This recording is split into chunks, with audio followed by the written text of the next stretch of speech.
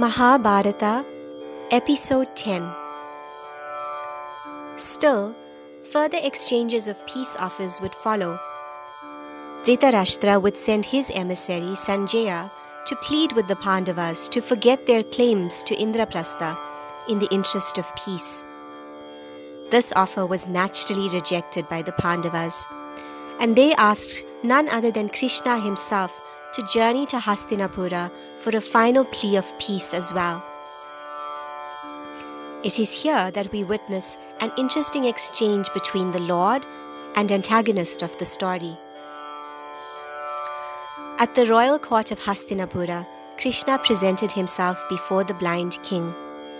He addressed him thus: "O king, the Pandavas are peace-loving people. They have fully completed their obligations following their defeat in the game of dice 13 years ago. All they ask now is for their former kingdom. Please be wise enough to return their territory, and war shall be completely avoided." Dhritarashtra was inclined to agree with Krishna's request, but the ever-angry Duryodhana denied this.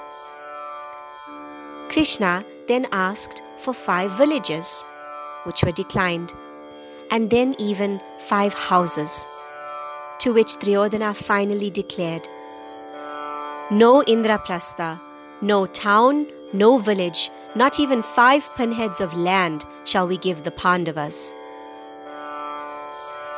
The royal court was stunned at his arrogance.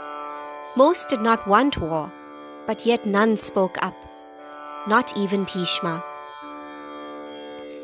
It is said that at this point, Krishna revealed his true form to Duryodhana, and Duryodhana bore witness to all creation, including animals and creatures that flowed from him.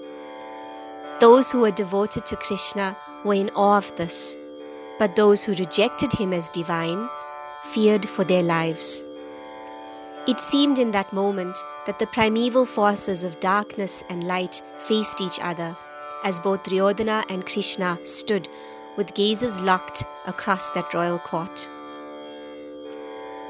Calmly, Krishna said, "Be strong, O prince, be firm, for in just some days there will be such a slaughter that you cannot dream of, and in its midst you will meet your death, you and all those that are with you."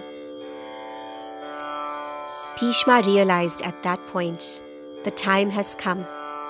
This war will be the end of the world as we know it, and the beginning of a very different age.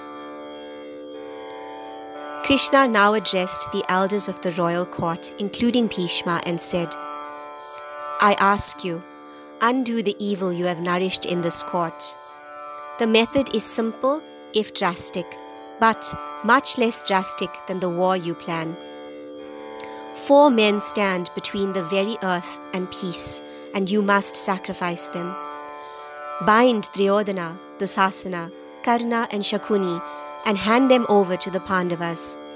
Listen to me, O elders, and save mankind from this war."